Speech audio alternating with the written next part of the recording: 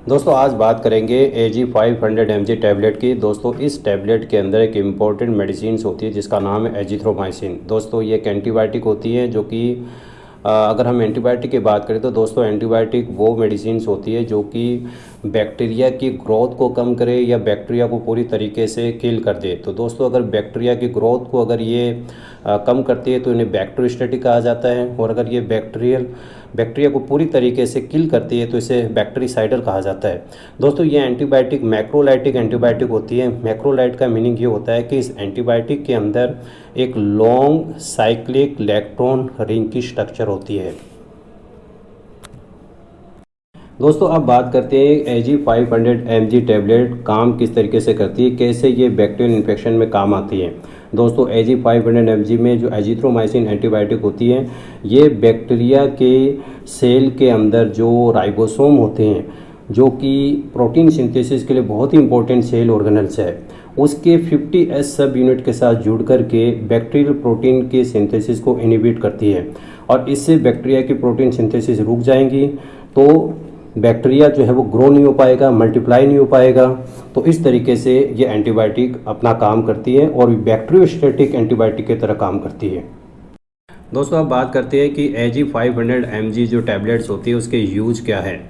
दोस्तों ये टैबलेट जो है रेस्पिरेटरी ट्रैक्ट इन्फेक्शन जैसे कि टॉन्सिलाइटिस, ब्रोंकाइटिस, न्यूमोनिया में काम आती है। स्किन एंड सॉफ्ट टिश्यू कोई इन्फेक्शन है उसमें काम आती है। ईयर में कोई इन्फेक्शन है उसमें इसका बहुत बड़ा यूज़ है। और सेक्सुअली ट्रांसमिटेड जो इन्फेक्शन होते हैं उसमें भी एजिथ्रोमाइसिन या AG500 mg टैबलेट को इस्तेमाल किया जाता है।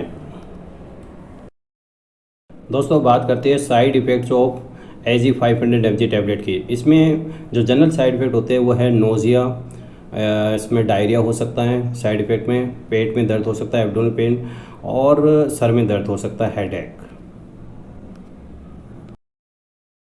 दोस्तों अब बात करते हैं क्या क्या सावधानियां हमें रखनी चाहिए जब हम AG500 mg टैबलेट जब हमें डॉक्टर प्रिस्क्राइब करें।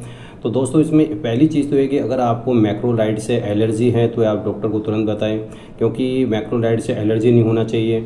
अगर आपको कोई लीवर डिजीज़ है या किडनी डिजीज़ है तो इसकी इन्फॉर्मेशन डॉक्टर को देनी चाहिए। और अगर एबनॉर्मल हार्ट रिथम या कहना चाहिए कि कार्डियक एरिथमिया की प्रॉब्लम है तो वो डॉक्टर से डिस्कस करना चाहिए। और एंटासिड के साथ कभी भी एजिथ्रोमाइसिन को नहीं लेना चाहिए, क्योंकि एंटासिड के अंदर कैल्शियम और मैग्नीशियम और एल्यूमिनियम आयन होते हैं जो कि एजिथ्रोमाइसिन से जुड़ करके इंटेस्टाइन के अंदर एजिथ्रोमाइसिन के एब्जॉर्प्शन को कम कर देते हैं। तो एंटासिड अगर आपको लेना है तो एंटासिड और AG500 mg दोनों टैबलेट के बीच में जो है वो कम से कम 2 घंटे का गैप आपको देना चाहिए। अब हम बात करते हैं डोजेज एंड एडमिनिस्ट्रेशन की। तो जनरली ओरल रूट से इसको लिया जाता है, और AG500 mg की जो टैबलेट है उसको 3 दिन का इसका कोर्स होता है, और 500 mg की टैबलेट को जो है डॉक्टर 1 दिन के लिए प्रिस्क्राइब करता है। तो डिपेंड करता है कि किस तरीके का इन्फेक्शन है, उसमें डॉक्टर जो है वो डोज चेंज भी कर सकता है। जैसे कि जो सेक्सुअली ट्रांसमिटेड जो इन्फेक्शन होता है उसमें जो डोज होती है वो ट्वाइस होती है। 500 mg की टैबलेट को 1 दिन में 2 बार लिया जाता है, वो भी 3 दिन का कोर्स होता है। तो डॉक्टर के प्रेस्क्रिप्शन के अकॉर्डिंग ही हमें AG500 mg टैबलेट को लेना चाहिए। और जहाँ तक इसको खाने से पहले और बाद की बात है तो इसको फूड के 1 घंटे पहले या खाना खाने के 1 या 2 घंटे के बाद लेना इसके लिए बेटर होता है। इसकी टाइमिंग एक ही होनी चाहिए, एक ही टाइम पर आप इसको लेने की कोशिश करें।